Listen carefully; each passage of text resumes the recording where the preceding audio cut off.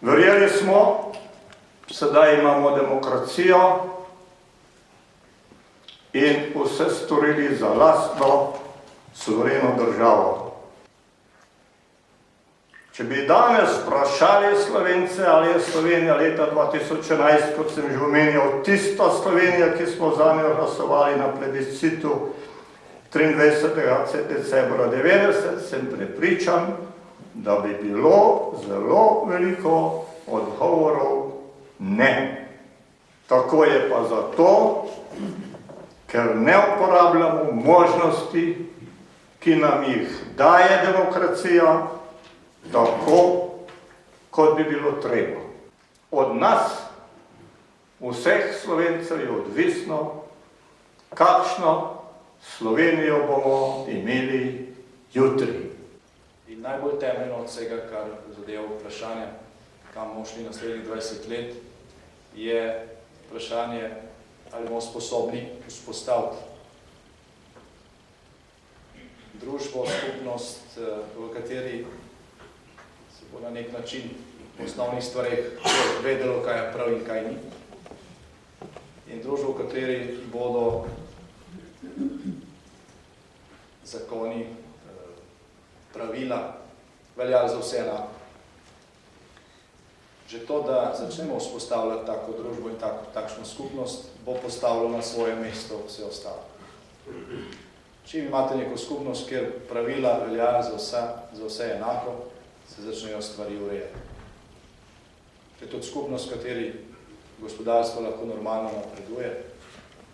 To je tudi skupnost, v kateri imajo mladi perspektivo. To je skupnost, v kateri ni prepirov o tem, kakšen je končni cilj. Te razprave zadnjih 20 let v Sloveniji praktično ni bilo.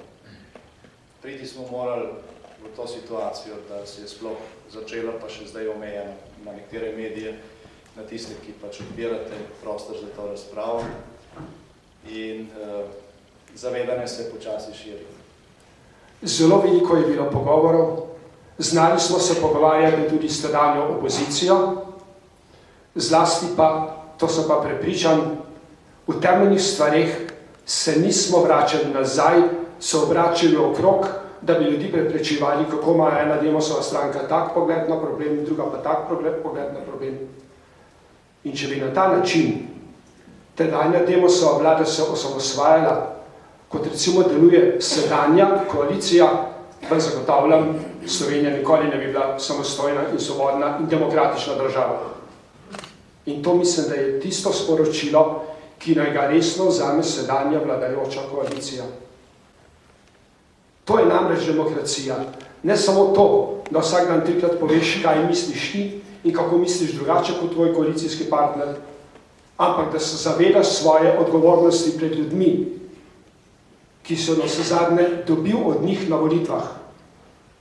Ljudje te ne bodo ocenjevali potem, kolikokrat na dan si rekel, da si demokrat, ampak potem, kaj si v resnici zanje naredil.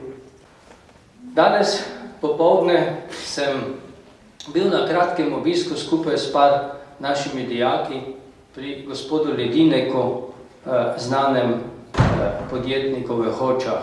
In med drugim nam je povedal, da so leta 1988 Srbi naročili pri njem stroj, s katerim bi lahko izdelovali deske za truge.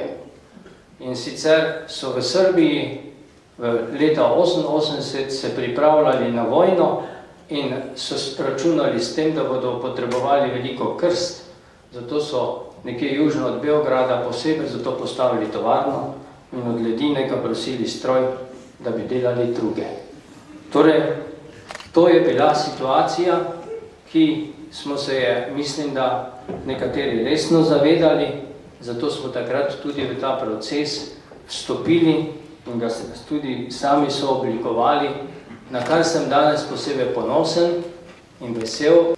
Demokratični procesi, ki so pričeli konec 80-ih let prejšnjega stoletja v Sloveniji, so največje nasprotovanje doživeli ravno v vojaškem vrhu oboroženih sil SFRJ, ki so jih tvorili, kot sem že dejal, Jugoslovanska ljudska armada, kot zvezna vojska ter teritorialne obrambe posameznih republik, katerih naloga v obrambni državi je bila predvsem varovanje zaledja glavnih front ter delovanje na začasnem zasedanem ozemlju. Formalni vrhovni poveljnik oboroženih sil je bilo sicer predsedstvo SFRJ, dejansko pa jih je obvladovalo konzervativno in demokratičnim spremembam Jugoslavije nenaklonjeno vodstvo Zveznega sekretariata za ljudsko obrambo ter generalštaba oboroženih sil. V Sloveniji se je te od njene ustanovitve leta 1968 sicer razvijala nekoliko drugače kot v ostalih republikah zvezne države.